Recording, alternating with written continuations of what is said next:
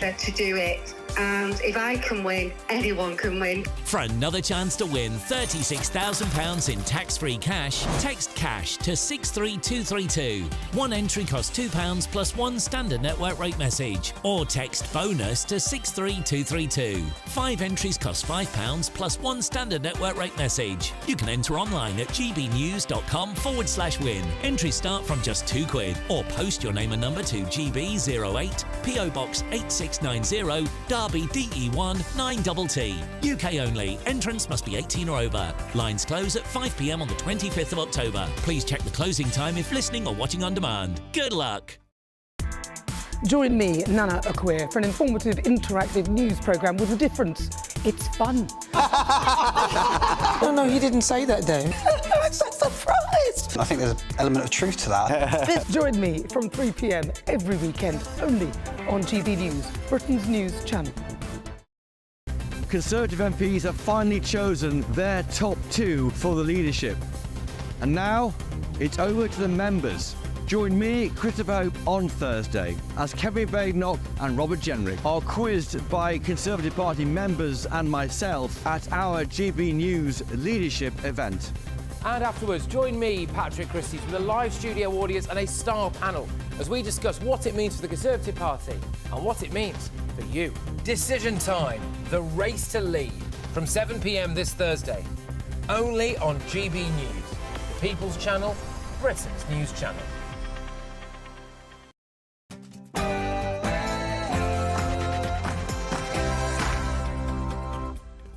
Hello there, it's 6 o'clock, I'm Michelle Dewberry, and this is Dewbs & Co. Now, the long-awaited International Investment Summit took place today and billions of pounds of investment was announced. So then, is the UK an investor's paradise, and is Labour's attitude towards business the right one? But also, hang on a second, excluding the world's richest man, Elon Musk, and alienating one of your core investors with frankly quite stupid remarks before the event has even begun, is there then trouble in said paradise? You tell me. Also, Spain and Ireland have urged that free trade agreements with Israel are suspended. Would you back that? And the Caribbean community is calling on the government to secure reparations to the tune of billions of pounds over the UK's role in the slave trade. What do you think?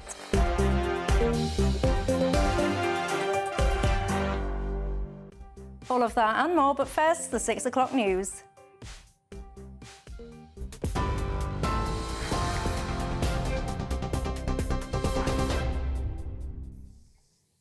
And just after 6 o'clock, the main headlines from the GB News Centre. Stansted Airport is to undergo a massive transformation as part of a £1.1 billion investment. The 5-year construction programme will expand the main terminal by a third and see the existing building refurbished. The development will create 5,000 new jobs and also deliver a 14-megawatt solar farm on site, which will help power the airport's infrastructure. The plans were unveiled by the Prime Minister at the flagship International Investment Summit in London. 4 US tech firms also used the summit to announce plans to invest £6.3 billion in data centre infrastructure in the UK. The Chancellor, Rachel Reeves, told the summit Labour was determined to ensure the UK becomes a highly attractive country to invest in. And this investment will support the growth of businesses, big and small, helping them create new jobs, invest in new technology and play their crucial role in this government's #1 mission, to grow the economy by being the most pro-business government that this country has ever seen. At least 18 people have been killed in what's believed to have been the first Israeli airstrike on a northern Lebanese town since the start of the current conflict with Hezbollah a year ago. Rescue teams have spent the day digging through rubble looking for survivors in the town of Eitu. Lebanese officials have blamed Israel for the attack, which would mark an expansion of the current conflict into the Christian-majority northern region. Well, that strike comes less than a day after 4 IDF soldiers were killed and more than 60 others injured in a drone strike on a military base in northern Israel. The Israeli Defence Minister has promised a forceful response to Hezbollah following the attack. The perfume bottle carrying the Russian nerve agent that killed a Salisbury woman contained enough poison to kill thousands of people. The official Novichok inquiry heard how 44-year-old Dawn Sturgis died in hospital hours after coming into contact with the nerve agent. She'd collapsed at her boyfriend's home on the 30th of June 2018 after the pair found the discarded perfume bottle in a local park. The nerve agent had been used in a bid to murder former spy Sergei Skripal. His daughter Yulia and a local police officer also fell seriously injured. And finally, the snowman is being depicted on a new Royal Mint 50p piece with a one-off gold version hidden in one of its advent calendars. As part of the launch of the collectible coin, a solid gold 50p piece has been placed behind door 24 in just one limited edition. Well, the coins commemorate the much-loved character immortalised in the books and films of Raymond Briggs. Well, our much-loved Michelle Dewberry is back with us, all 24 carats of her. For the very latest GB News direct to your smartphone, sign up to news alerts by scanning the QR code or go to gbnews.com/alerts.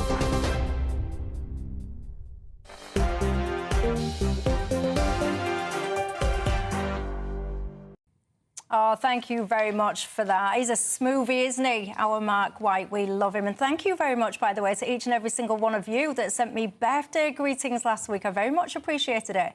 I had a great 21st birthday in the sun, so I did. And now I'm back to the rain and the clouds. That exciting story at the end of that. Will you be getting involved? It's like a real-world Wonka, isn't it? Will you be trying to get the golden snowman or not? Tell me what you're up to.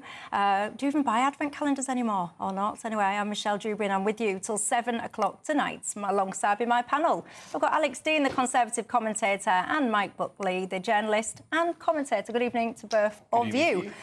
Will you be hunting for the golden snowman? I might buy one of those. That sounded great. Is that your kind of thing? Yeah, I love an advent calendar. Yeah. What's the price? I don't know. Maybe I didn't pay attention. How much are these advent calendars? I'm quite tight, you see. What's the odds of me getting the golden one? I don't know. I need to look into it a little bit more. But anyway, look, lots I want to discuss with you tonight. It's very much about your thoughts as well. So get in touch with me all the usual ways. You can email me gbviews@gbnews.com. You can go to the website, which is gbnews.com, of course, /yoursay, and get in touch with me and each other there. Or of course, you can tweet or X me. You're very welcome tonight, though, wherever you're watching or listening. But of course, today, there's been lots of anticipation, hasn't there, about the International Investment Summit. Well, it has indeed taken place. I think round about now, they'll be getting ready to rock their socks off to Elton John. Reception post that event, and apparently it's a great time to back Britain. That's what our Prime Minister was saying. I think, long story short, there was investment commitments of £60 billion. Tens of thousands of jobs will be created and secured by those investments. So, do you back these developments today, Alex? Of course I do. I'm British and I want people to invest in this country. For me, party politics stops at the water's edge. I didn't vote for this government. I'm a Conservative. But when it does things like this, I long for it to succeed. I want it to bring investment to these shores and I'm cheering them on. The last government tried efforts like this. This government's trying and we should all support it. Why do you think they seem to have had the Labour government seems to have had more success in getting these kind of people around the table, especially so earlier on in the Premiership? I'm not sure that's right, but of course, with any change of government, there's a sense of new beginnings and new opportunities. And the contrary-wise, people will have had concerns about what the economic environment's going to be like under a new government. It's important to note, of course, we didn't actually get the real substantive announcements from government about what our future economic outlook is going to be. That comes in the budget in 2 weeks. And I think it's unfortunate to have had this summit 2 weeks beforehand, because some businesses will be sitting on... Having said I support this and I want it to do well, some businesses will be sitting on their hands because they don't want to be seen as, you know, enthusiastically applauding today, and then in a fortnight when the budget it comes out, having to row back on their remarks and saying rather less positive things about our economic climate. Yeah, you say the timing is unfortunate. I think it's weird. I would love someone who knows more about these things to get in touch and help me understand why you would host an international I don't mean to hog the mic, but summit. The answer is because they promised to have it within 100 days of taking office. Well, then why not bring your budget forward then? And that's what they should have done. Because to me, I mean, I am not in government, but all of this stuff is basic common sense, because as a high-scale investor, how can you make any kind of mood music if you don't know what the fiscal framework is going to look under the people of which you're talking to? Anyway, Mike, what do you think to it all? I think today's been an incredible success, and I think the government's got a lot to be proud of. I mean, they've obviously spent a lot of time and energy, both before the election and after the election, bringing this group of people together. They've obviously got some very high-powered global investors, global companies represented in the room, and they've clearly said the right things, either before or after the election, to generate enough confidence for a lot of these organisations to put significant sums of money down. I mean, 60 billion investment in our economy is huge, and actually investment, the last government, as you said, would have absolutely killed for, you know. So I think we could all be happy today, and this is the good news for us, is that sometimes investment is talked about and you think, well, what's this got to do with me? But as what Rachel Reeves says, it's going to generate at least 40,000 jobs. This is going to translate into real jobs for real people. And of course, there'll be supply chains feeding into these things. So it's probably more than that in the long run. Yeah, and of course, lots of detail will trickle out when it comes to these tens of billions of pounds, because some people are already asking questions about how much of this is new investment versus previously announced investment, how much of this is investment that actually was figured out under the Tories watch, for example, but now only just coming to fruition. So lots of those details will come out in the wash, I imagine. This whole notion, because one of the things that struck me as just bizarre, Elon Musk, the very prominent missing face today. What do you make to that? I think it's a shame that, as far as I can tell, the government has allowed their resentment of his remarks on social media to overshadow the potential opportunities for involving somebody like that. I know that he's a politically fraught figure for the left at the moment, not least because of endorsement of President Trump. But let's not forget, he's also the owner of the world's biggest car company by value.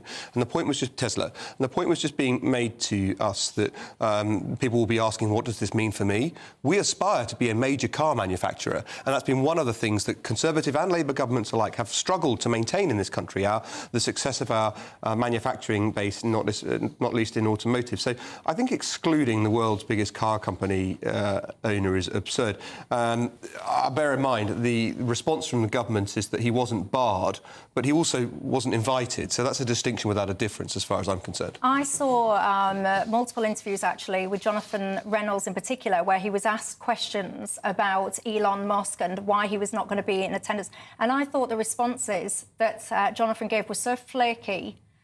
They were so kind of all over the place. And as a viewer, I was watching it, shouting at the telly, saying, own your position. If you've deliberately excluded this person, then have the chops, actually, to front it up and say, you know what, he's not welcome for these reasons. That's our decision. We stand by that. They just seem to dodge the question. I mean, I don't know if he was invited or if he wasn't invited, or if he was excluded or not excluded. I don't think so particularly. They've decided who they want in the room, and they've got the vast majority of people in the room that they want in the room. Those people have put a lot of money down. If they did make a decision to think, we don't want the controversy that will come with Elon Musk, I completely understand why they would make that choice. Do you? Well, yeah, I do. Because why? So explain it to my viewers, why? Partly because he's incredibly pro-Donald Trump. So what? Because they're in the middle of an election campaign, so it could be regarded as a political move for this government to invite a very prominent supporter of one of the two candidates in the US election a mere 4 weeks before the election. I would entirely understand why they would want to avoid that. Come on, you're telling me you think they've avoided it because they don't want to be seen to be influencing the outcome of the US election? I would imagine it would have crossed their minds, particularly being as they'll be in conversation with the Harris campaign and the Democrats. And they would probably have felt the need to have a very prominent Democrat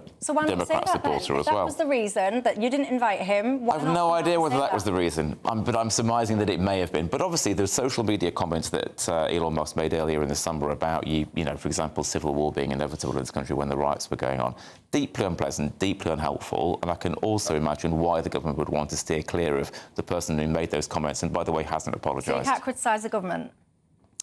Well, I don't know. Again, I don't know if it was invited or not. I don't know the rationale. I'm surmising what it may have been. I know you've said that you don't know if he was invited or not. Peter Kyle, our Secretary of State for Science and Technology, confirmed to the BBC, and as reported by The Guardian, that he was not invited.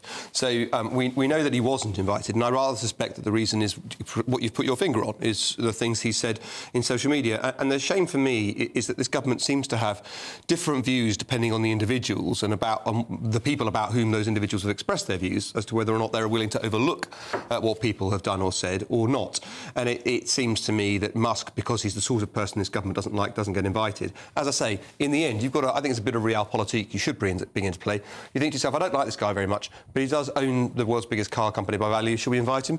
I fall down on the side of yes, and I think suspect some of your viewers will as well. He's one of the, I would argue, one of the best entrepreneurial minds alive right now.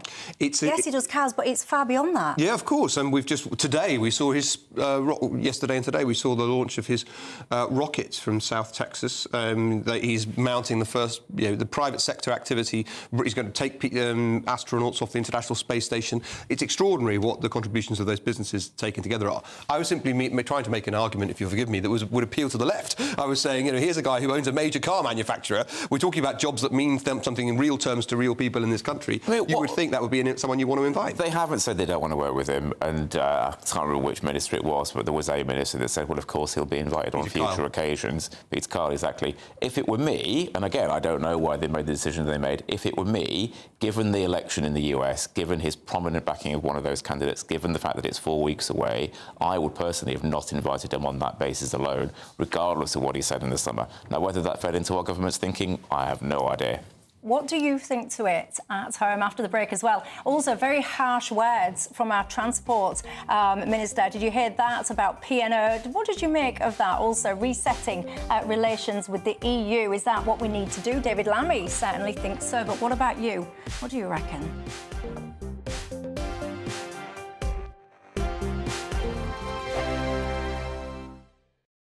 This is GB News, Britain's news channel. Earlier this week, Olympic swimmer Adam Peaty finally proposed to his girlfriend, because I've been waiting for this, the daughter of Gordon Ramsay, with a gorgeous yellow diamond ring. Yeah, so the demand for coloured diamonds in the last 10 years has soared by, guess how much, 77% between 2010 and 2019. Joining us now to tell us more about some of the hottest trends in the diamond world is dealer to the stars, Neil Dutson. Good morning, Neil. Morning, Ben. And I've got one of your exemplary examples. Look at this bad boy. So that's a very rare Muso Colombian emerald. And it's alpine green translucent, so it's a really stunning colour. See if we get a close-up. So pretty impressive. Can I be very crude and ask how much this is worth? So value is £200,000.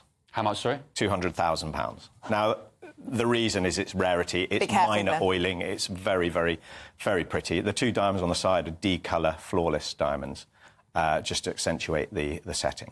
Neil, how did you get into diamonds? I studied diamonds in Antwerp. So Antwerp used to be the diamond capital of the world, really. Yeah. 85% of the world's diamonds go through Antwerp, or used to. And now Dubai has taken over. I just went to a school there. I learnt about diamonds, and I just didn't want to be seen off in the future. Neil, I'm very concerned I'm going to drop 200 grand's worth of diamonds into my cup of tea, so can I give that back to you? Absolutely. But I can hold one if you like. Oh, well, I've got a lovely one here. Thank you. So this is a fancy vivid yellow. It's 8 carats. This is my dream ring, just so you know, for this hand. This would be amazing. So what would I call this? A yellow? So that's a natural fancy vivid yellow diamond. Value £300,000. So. It fits depends like where you're buying it from. It fits like a glove, Neil. Maybe it's a sign. It's meant to be mine. Definitely a sign, yeah. GB News, the People's Channel. Weekdays on GB News. Wake up to breakfast every day from 6 a.m. Followed by Britain's newsroom at 9:30. At noon, it's Good Afternoon Britain. Followed by Martin Daubney from 3 p.m. Only on GB News, the People's Channel, Britain's news channel. In the GB newsroom, we bring you the news as it happens. With our team of dedicated journalists across the UK, we're ready to keep you up to date with what's happening every half an hour, every single day. Bulletins here on GB News, the People's Channel, Britain's news channel. Nightmare commute? Kick it up a gear with GB News Radio. You can listen online and on DAB+ and on the GB News app. We're also on TuneIn and the Radio Player apps. From the school run to rush hour, get revved up with GB News Radio. We are the People's Channel, Britain's news channel.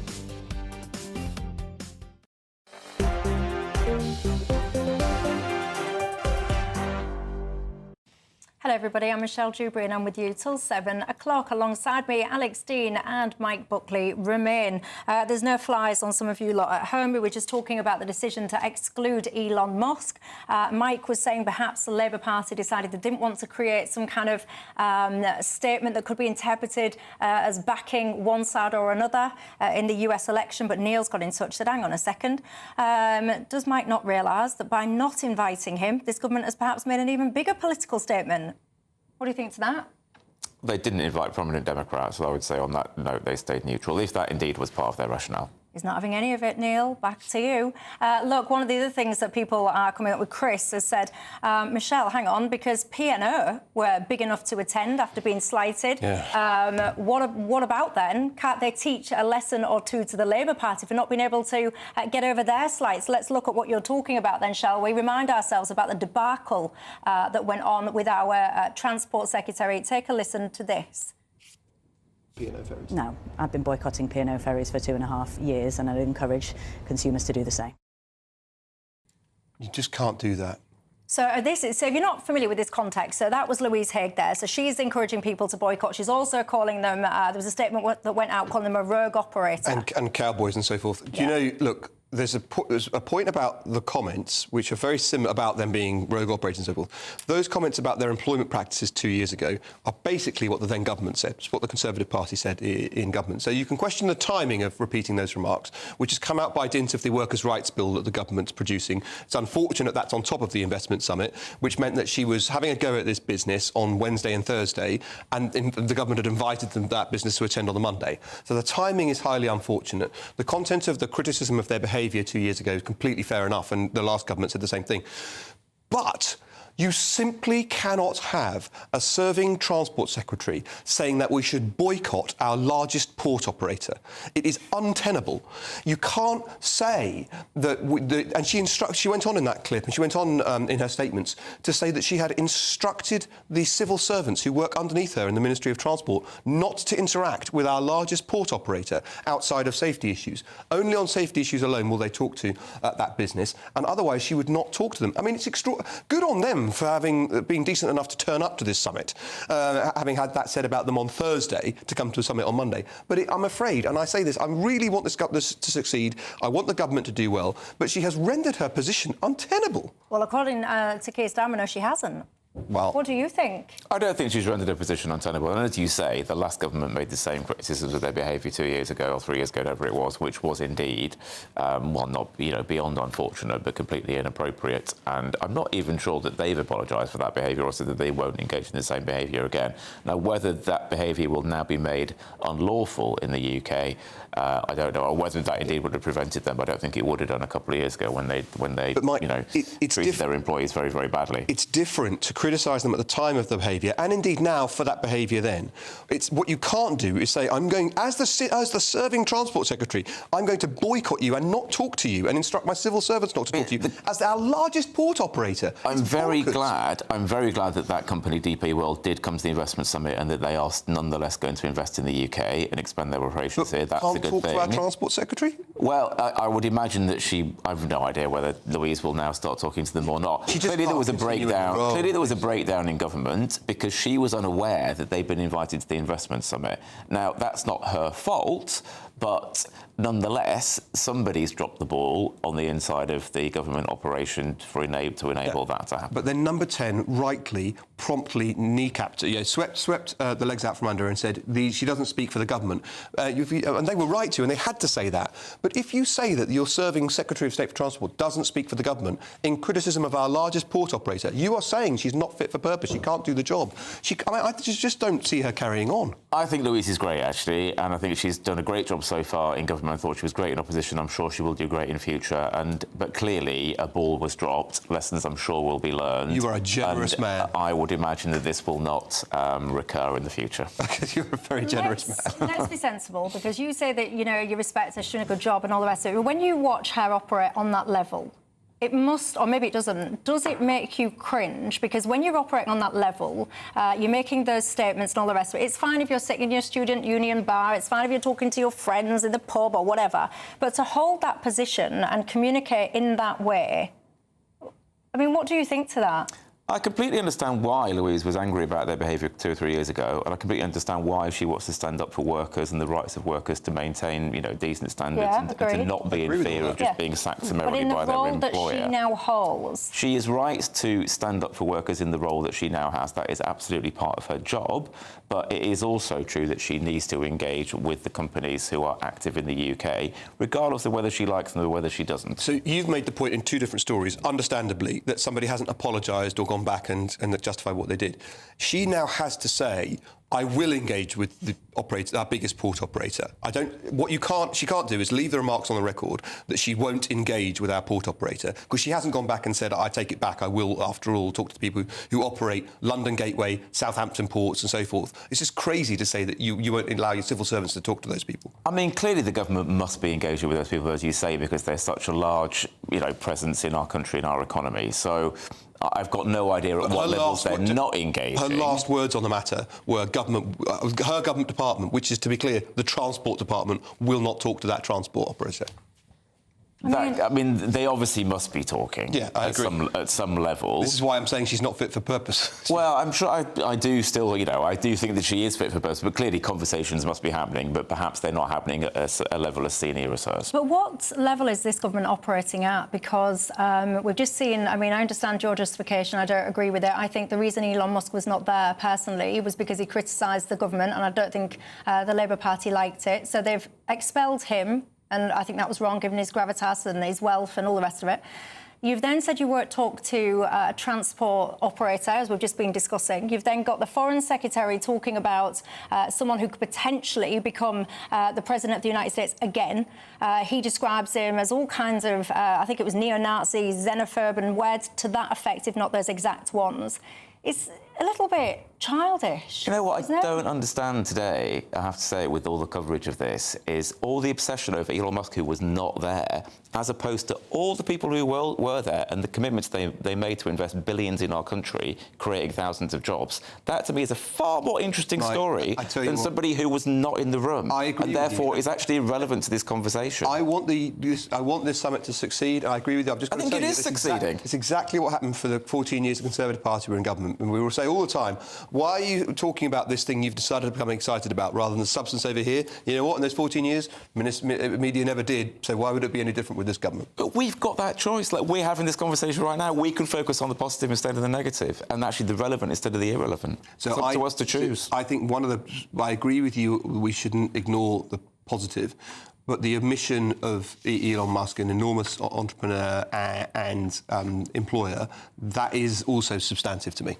It's not just political gossip. I noticed you didn't answer my question, by the way. But anyway, if your ears work at home, I assume that you will have heard that we did actually start on the fact that there was a £60 billion of investment. Anyway, look, get your thoughts on all of that coming in. There's lots I want to talk to you about after the break. The EU, closer ties. Also, the EU has now been urged to suspend free trade agreements with Israel. Should it or not?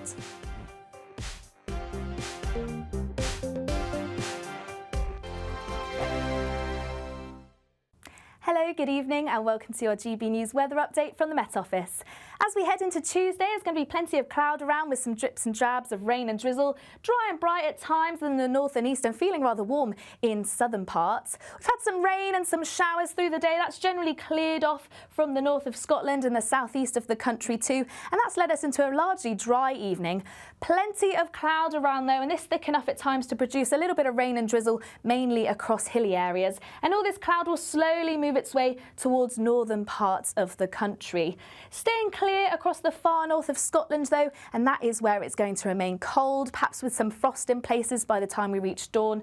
But otherwise a cool night, fairly mild in the south though under those cloudier skies, most towns and cities remaining in the double digits.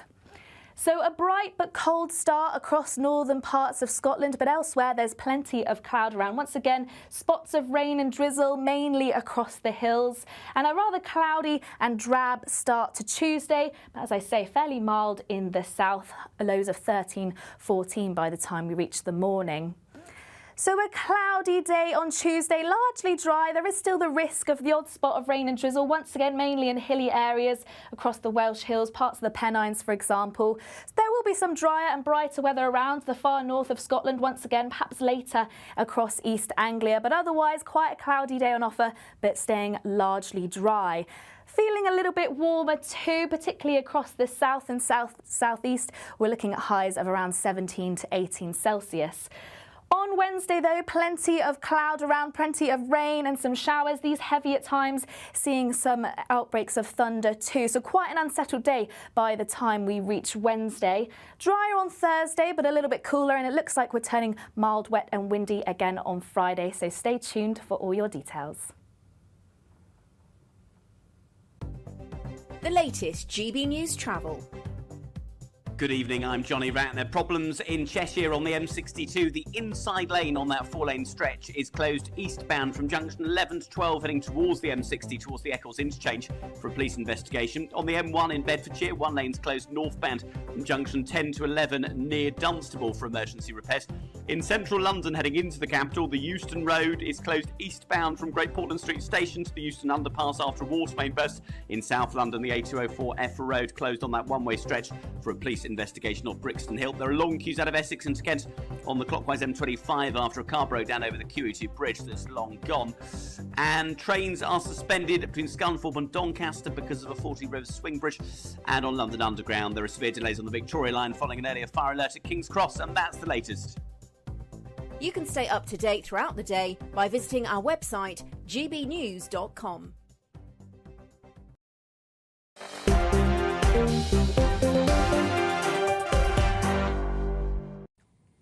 Hi there, Michelle Dewberry with you till 7 o'clock tonight. Alex Dean and Mike Buckley remain alongside me. I can tell you now, there's lots of you getting in touch. Very critical you are of P&O and the way that they behaved as a couple of years ago.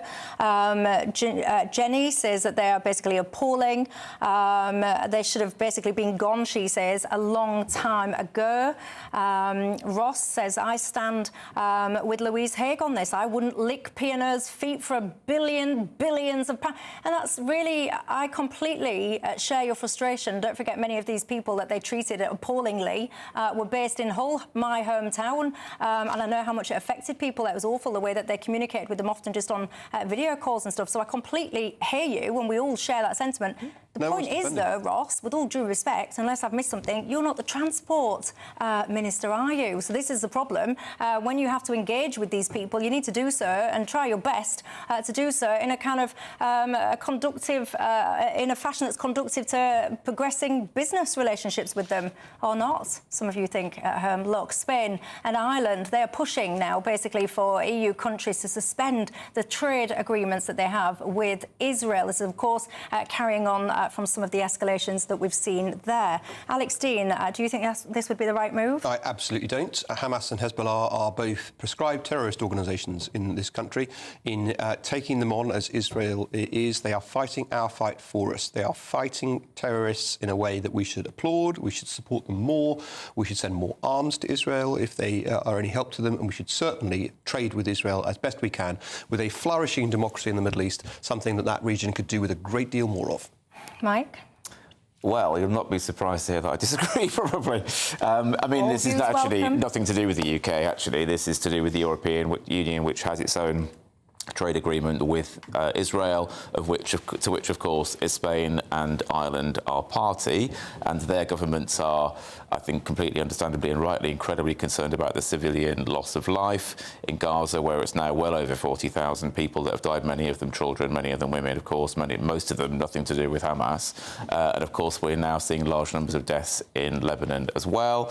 And there have, of course, been attacks in Syria, and there have been attacks in Iran as well. So, understandably, from my view, Ireland and Spain, their governments are looking at all of this and thinking something must be done to rein in Israel's attacks on innocent people and to stem the civilian death toll. Suspending this free trade agreement would be one of the minimal things, actually, that the EU would have within its ability to do, to send a message to Israel to say, you need to stop doing this. Because the European Union, in the end, cannot stop this violence occurring. Nobody can, other than the US government. The US government is not going to, probably wouldn't anyway, but it definitely isn't going to this, close to an election. So, in effect, Israel can just carry on and do whatever it wants to do, and that is why they're using this opportunity to expand the killing in Gaza, but also to extend that into Lebanon again, which anybody who cares about human life, regardless of the colour or the nationality or the religion of that human life, is, I'm sure, incredibly grieved by, as am I, and would love to see that stop. Yes, of course. No one is pleased by the death of innocent civilians, but I want to see a free Gaza. I want to see it freed from Hamas.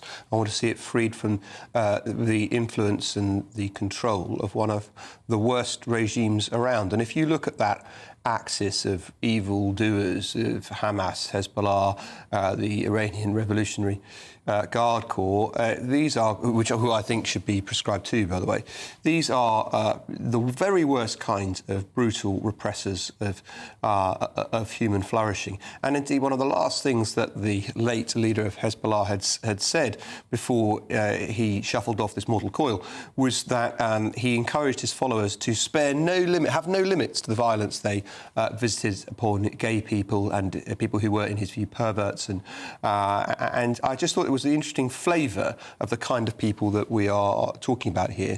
And those who, the most remarkable organisations you see sometimes, Queers for Palestine and organisations like that, you have no idea of the reality of the brutality of the regimes that these organisations force upon their people. And then they go on and hide behind civilians. Now, of course, the death of civilians and the loss of innocent life is terrible, but it's happening because Hezbollah and Hamas hide behind civilians. They put their assets where they are most likely to do harm to civilians if targeted. Israel goes out of its way to try and avoid civilian casualties. Hamas and Hezbollah go out of their way to cause them. That's the difference. Well, the vast majority of people who've died in the last year have done so at the hands of Israel, not at the hands of Hezbollah or Hamas or Iran or anybody else. It's not even remotely comparable, the death toll. Fair enough, 1,200 people were brutally killed a year ago by Hamas, and we all know that, and that was unconscionable. But over 40,000 dead, and it's probably way more than that in Gaza, plus the mounting death toll in Lebanon. Far, far more people have died at the hands of Israel than have died at the hands of Hamas or Hezbollah or Iran or anybody else in the last year. We all want to see that stop. Israel has refused repeatedly to come to a ceasefire with Hamas, to allow talks to continue, to allow a peaceful solution, and they've also refused to come to any kind of peace deal with Lebanon as well. Yeah. And indeed, they've started the invasion with Lebanon in the last few weeks. And in their shoes, of their own accord. In their shoes, I would do exactly the same thing. I would not grant a ceasefire that only ties Israel's hand behind its back. It's a one-handed ceasefire, isn't it? It's a ceasefire that says the forces against whom you are prosecuting an attempt to stamp out terrorism, they can go away and regroup. They can take back control over areas. They've got a chance to get some breathing room. Effectively, it would only bind Israel's hands. Hamas and Hezbollah haven't committed to any form of peace with Israel. They're never going to recognise Israel and its right to exist. Indeed, whilst Israel, if Israel put down its arms, it would be the end of Israel. If Hamas and Hezbollah put down their arms, it would be the end of the conflict. So, really, we're talking about completely different standards here. And for you couch your remarks sensibly. I make no criticism of it. But it's not just a precursor to go on to say, I don't like what Israel does. If 1,200 of our citizens died, you better believe we take action. It's only Israel that is expected to do nothing as a result of these things. And you've got to ask yourself, why is it that people hold Israel to completely different standards to other regimes? I wonder if it's because of the religion. I'm not saying this about you at all. I wonder if it's because of the religion of those concerned. And the oldest hatred, I think, rears its head once again in people's attitude towards Israel. I don't think it's got anything to do with, I mean, certainly from my perspective, and no, I know, I didn't mean I speak to, I don't think it's got anything to do with religion.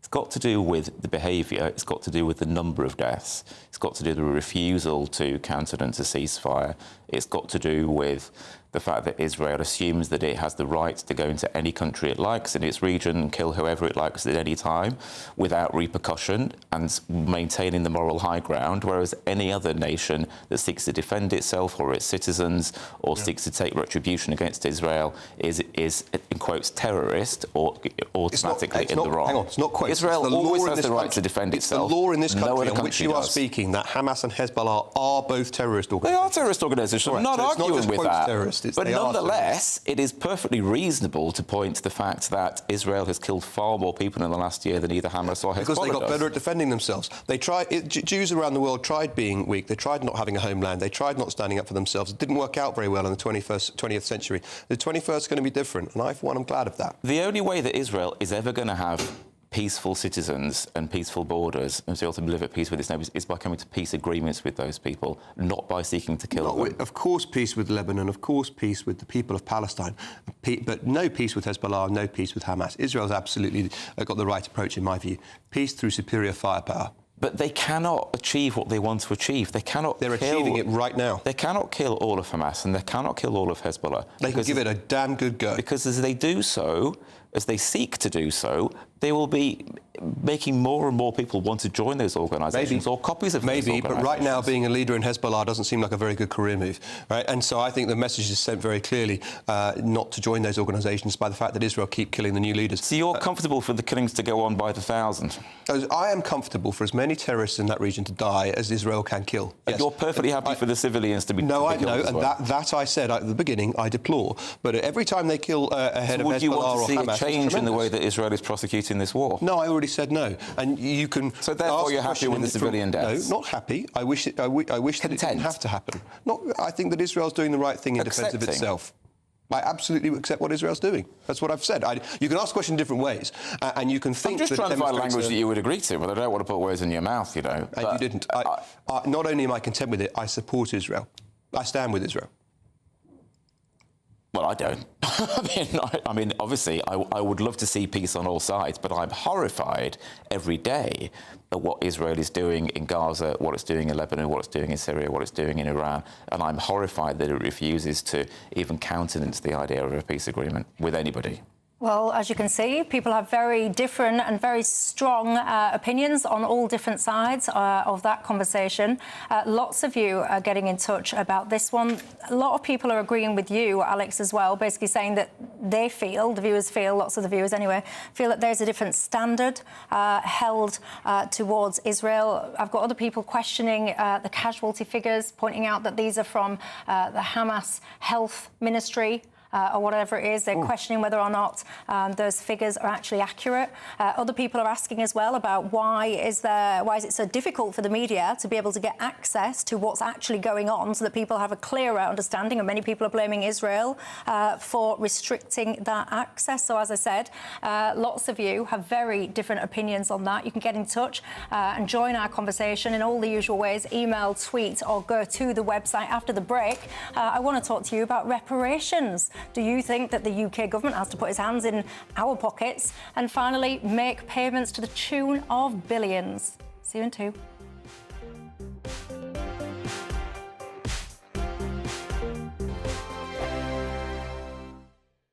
This is GB News, Britain's news channel. Tell us about this film, because it's obviously come from your own experiences. We wanted to create something for the entertainment industry that wasn't just another kind of dull documentary. I mean, some of them are brilliant, they're very informative, but you kind of leave a bit bewildered and a little bit kind of flat.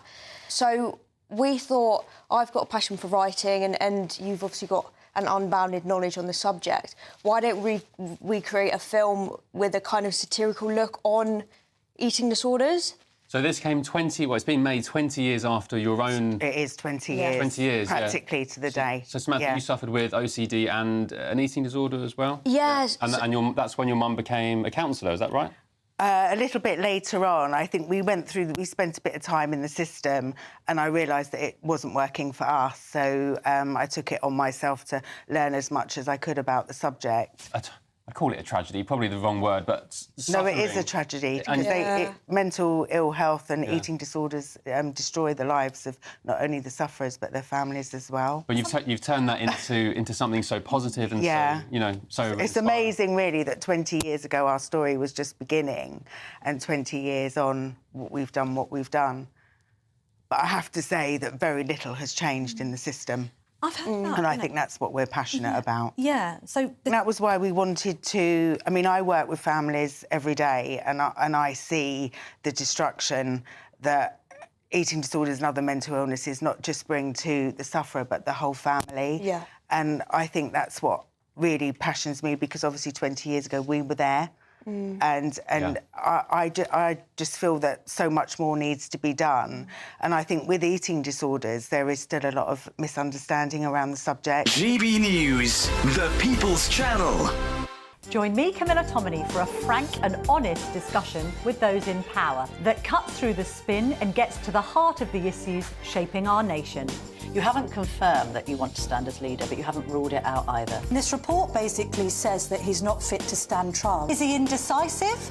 Incompetent? I deliver the dose of reality Westminster needs. That's the Camilla Tominey Show at 9:30 every Sunday on GB News, the People's Channel, Britain's news channel.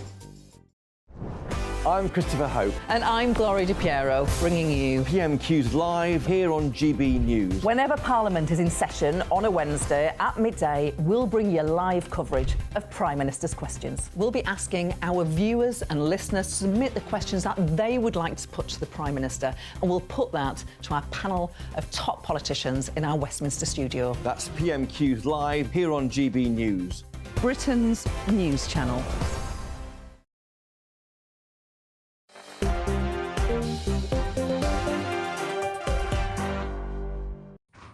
Hello there, I'm Michelle Dewberry with you till 7 o'clock tonight. Alongside me, I've got Mike Buckley and Alex Dean, both remaining. Look, very, very passionate responses to that last debate about Israel and Gaza. But, you know, very strong opinions on both sides, and that's the beauty of what we do here. Lots of people feel very strongly, but we don't all agree on everything. The world would be a very boring place, I suspect, if we did. Look, one of the topics I want to address before we leave tonight is reparations, and whether or not the UK should be putting their hands in our pockets, basically, to find reparations to the tune of billions of pounds. So Hilary Beckles, he is the chairman of the Reparations Commission. He's urged UK Foreign Secretary David Lammy to lead the efforts then in securing reparations from Britain for the transatlantic slave trade. What do you think? I have multiple questions, all of which come to the answer of no, we shouldn't. The first is who. Nobody in Britain today has ever enslaved anyone, and nobody around the world today has been enslaved by Britain. So there's a question of responsibility, and I don't believe in the sins of the father being visited upon the son, or believe that the sins of the father become the sins of the son. So that's the who. The where is it? The countries that were concerned, many of which had regimes often complicit or systems often perpetrating slavery, or is it the individuals, their descendants rather? Because, of course, nobody enslaved by Britain is alive today. Their descendants, many of whom have moved around the world, 10% of whom are in this country, or 10% of our country are descended from the former colonies, and many of whom are very wealthy. Of course, the differences between different colonies, too, where different rules existed, might be thought to be relevant. Also on the where, you're going to consider other countries that had slavery, not least the Barbary regimes, which enslaved many white people, including British people. So on the where, I think it's a big question. Then on the what, we've just, whose money are you going to spend? You're going to take more money from British pensioners to give to wealthy elites to distribute in other countries. It seems to be wrong. And then on the why, the Caribbean Coalition Concerned asked our government, the last government, to do the same. This is the second time they've asked for this in a brief period of time. Of course, they're entitled to chance their arm and try again now we've changed our government. But our British government said last time no. The Foreign Office said there won't be any reparations. And when polled last time, which is the last time there's any data, some 3/4+ of the British population said they thought it would be wrong. And furthermore, on the why, are they going to offset any amount that's owed for the loss of British life in enforcing the end of the slave trade, the West Africa Squadron and its 1,600+ sailors who died enforcing the embargo against slavery under Wilberforce? So both on the who, the what, the why and the where, my answer is no. I've got to say, just put some context in terms of cash on this. Academics and lawyers have apparently claimed that the bill owed by Britain, are you ready, everyone, £206 billion to £19 trillion. Mike, where are you on this? There was a lot of detail coming from the other side. There's a historical injustice, clearly, which is unrepayable. We cannot go back and make those people not slaves and make that not happen. And we can't make all the repercussions for those families, for those communities, for their sense of well-being, their sense of safety. We can't undo all of that because that's something that happened A, centuries ago, and B, in the centuries and the decades since. But I think, if your viewers haven't yet engaged with or heard David Lammy's comments on this, they are understandably thoughtful, interesting, and very human. Some of his ancestors were trafficked in the slave trade from Africa to the Caribbean as slaves and then worked as slaves, for the British. And it's uncomfortable for us as a country that happened. It's uncomfortable that a good chunk of the wealth of our country was built on the back of the slave trade and on resources which were taken from some of those countries and brought to the UK, and from which we all benefit today, from which our country benefits today. So I think it's perfectly reasonable for countries of the Caribbean, or indeed countries of Africa that were the source of slaves and where people worked for the UK, to ask for reparations. Now, whether that could ever turn into a financial gift from the UK that was given to one or all of those nations, I don't know. Even if it was, it would, of course, only be tokenistic. There's no way that we could repay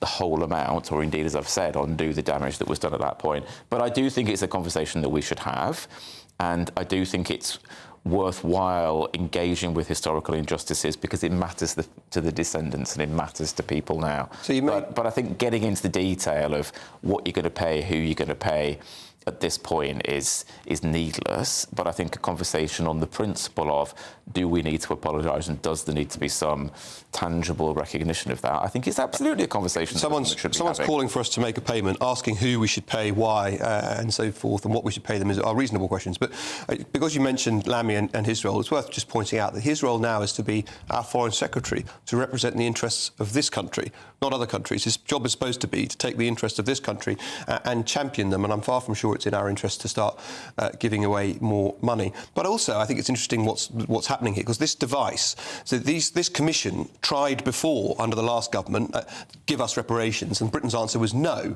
Mm-hmm. So their answer, for the reasons Mike has identified about David Lammy's personal views, is to say, your Foreign Secretary should be given free rein to do what he wishes on this area and on reparations.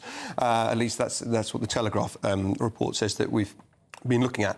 Well, it's not for other countries to tell us what ministerial responsibilities our government should have. And if it were most other areas or most other topics, I think government would tell them to push off when they try to micromanage what ministers in the UK government take on. They don't tell Louise Hay what to do in the Transport Department. They don't tell Rachel Reeves what her role is in the Chancellery. So for me, this is just for the birds. And the UK government should hold to the line that it took quite recently, which is no.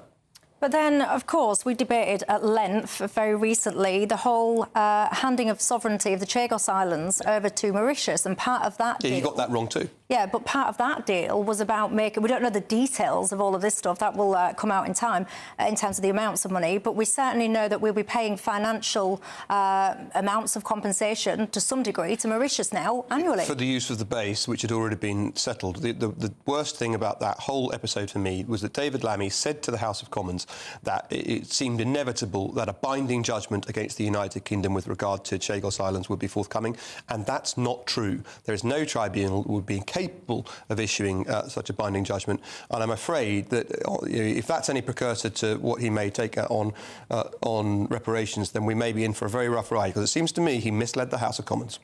Yeah, and these payments to Mauritius, I'm not sure of the context of what these are. There's a lot of kind of, there's a lot of a lack of detail at the moment. I don't think it was about Diego Garcia. I think it was more about, for me, it almost felt like some kind of, the way it was worded and scripted, almost felt like some kind of, almost like compensation that you would like to help them redevelop. The only feasibly even quasi-defensible position must be that it's in order to be able to continue to use a strategically important base. But that's circular, because the use of the strategically important base is one of the reasons he shouldn't have given the islands away in the first place. So what are you then suggesting? So you say we should be open to these conversations about reparations.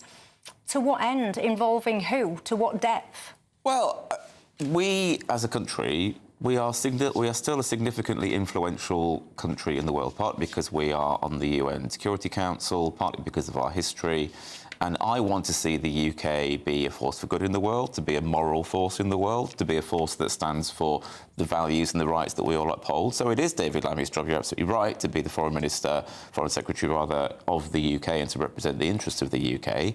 It is also his job to be a member of the UK as a member of the Commonwealth, and it is also his job to represent British values in the wider world, to try and make those values more commonplace and to export those values such as democracy, such as fairness, such as justice, etc. And for him to not engage in this conversation, to me, would be the opposite. But I thought we were skinned. How come we're always told when nobody's it comes to talking about spending any money? Oh, that's exactly what they are doing. People are talking about having a conversation about historical injustice, which may need to be redressed. I know this is right. That may involve a financial payment, but we're a long, long way from that point. You're absolutely wrong. The Caribbean Community Reparations Commission is absolutely demanding money. It's not just about a statement. They absolutely are talking about money. For them to but bring you just that said into nobody the was talking about us spending money, and they are. Well, no particular sum of money. I mean, some high numbers have been posited, but clearly those figures are not actually payable in the real world. But it's a principle, isn't it? A financial principle, and this is what I don't understand. I would be mortified and embarrassed if David Lammy just said, "Look, I don't want to talk to you." I mean, that to me would be unconscionable, not because he is who he is with his ancestry, but simply because he is the British Foreign Secretary. Were our government to shut down that conversation, I think that would be embarrassing on the world stage. When it comes to the Chagos Islands, that deal was largely agreed by the previous government, is my understanding, and we were. Well, conversations were started, and then they were also paused. We were becoming increasingly isolated on the world stage. Pretty much every other nation had decided it was actually illegal for us to continue holding these islands. Oh, there's a lot of stuff we could say back to that. We had that conversation, didn't we? Was it only about a week or so? It feels like a lifetime ago now. Life certainly moves fast, doesn't it? But look, for now, that's all I've got time for. Thank you, Mike, for your contributions. Thank you to you too. I have to say, to surmise your comments, because they are coming through at a rate of knots about reparations, the simple answer seems to be no, you're not down for it, you're not feeling it. Many people are asking, well, how far back do you go? Many people are saying, well, what are you going to do now? Go and try and tap up the Vikings or something like that? That's all I've got time for. See you tomorrow. Night.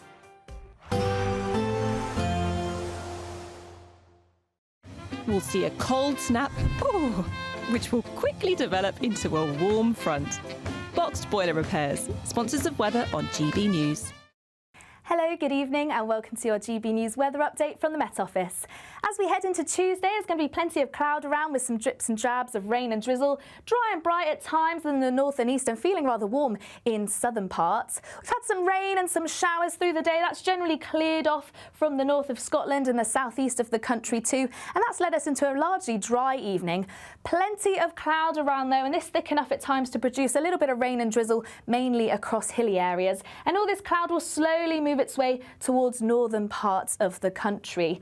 Staying clear across the far north of Scotland, though, and that is where it's going to remain cold, perhaps with some frost in places by the time we reach dawn. But otherwise, a cool night, fairly mild in the south, though, under those cloudier skies. Most towns and cities remaining in the double digits. So a bright but cold start across northern parts of Scotland.